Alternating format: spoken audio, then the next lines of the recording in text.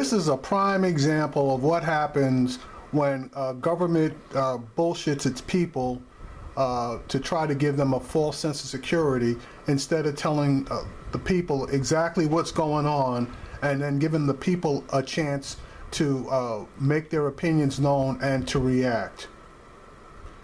In this particular case, the Iraqi government basically lied to its people as far as telling them where ISIS was coming from as far as its base of operations and where these suicide bombers were originating from.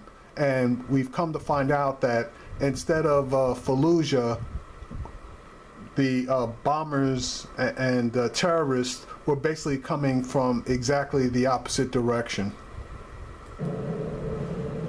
Yes, indeed. It doesn't come as much as a surprise that there was going to have to be some sort of scapegoat for the shortcomings of Iraqi security that led to the death of at least 215 people late Saturday night in the Karada neighborhood of Baghdad. What we also heard in this press conference was that the truck bomb that was used in this attack did not come from Fallujah, as many people suspected, but rather came from the opposite direction. It came from the province of Diyala, which is to the east of Baghdad. It's an area where ISIS does have a presence, but this underscores that the claims by the Iraqi government that all the car bombs, all the suicide bombers that were plaguing Baghdad came from Fallujah, and all it was needed was to retake Fallujah from ISIS, and those bombings would stop.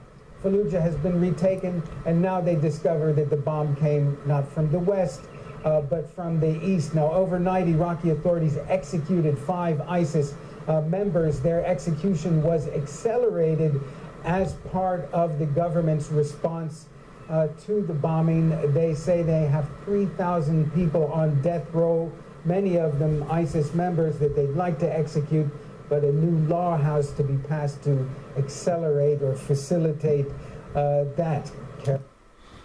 Yeah, they need to execute these guys. They need to pass that law, and there need to be public executions.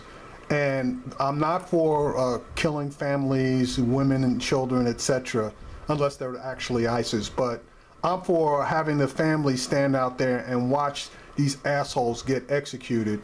Now, you may call that cruel and unusual to treat the families of these terrorists in such a way, but you need to send a strong message to these ISIS supporters, sympathizers, etc., that this is not going to be tolerated, and there's going to be a price to pay, not only by you or when we execute you, but by your families as well. Now, there could be obviously a pushback on this, whereby you're going to create more quote-unquote sympathizers, but the execution part of it, I'm 100% for that. All right, then.